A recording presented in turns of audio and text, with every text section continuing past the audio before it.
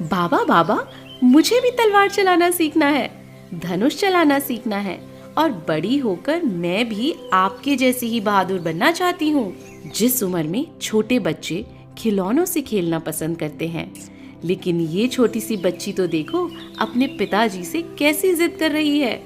अपनी इसी आग्रह के कारण ये बच्ची धनुर्विद्या, तलवारबाजी, घुड़सवारी सीखती गई। साथ ही साथ राजकाज, सैन्य रणनीतियों, कूटनीति की भी शिक्षा प्राप्त की और सब में एक्सपर्ट होती चली गई। इतना कि जो भी इससे मुकाबला करता उसे वो आसानी से हरा देती थी। बड़े होने पर ये प्रशासन संभालने में एक्सपर्ट हो गई और उल्लाल नगरी की महारानी बनी, रानी अबक्का चौटा जैन। उल्लाल सिटी में फसल बहुत अच्छी होती थी और ये कोस्टल एरिया भी था।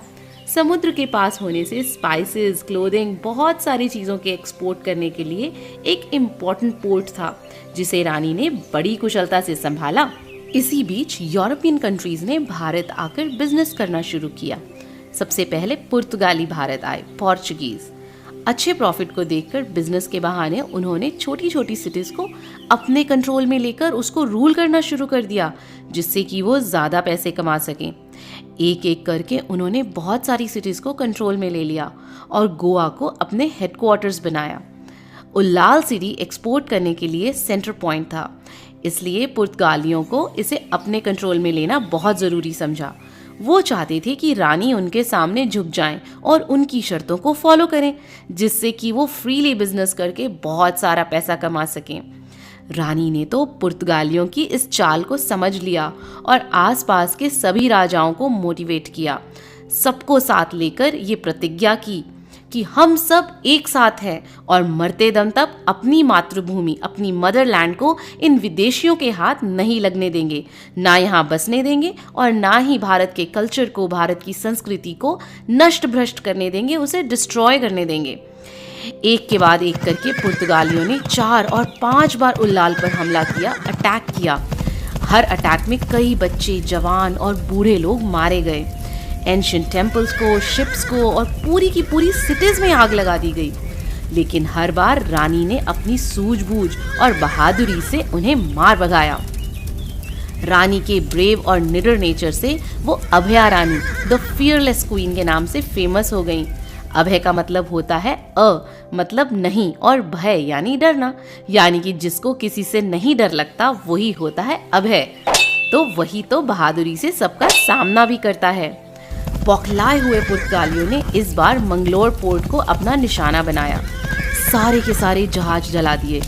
बहुत नुकसान करके मंगलोर के किले को अपने कंट्रोल में ले लिया और फिर उन्होंने उल्लाल पे हमला किया।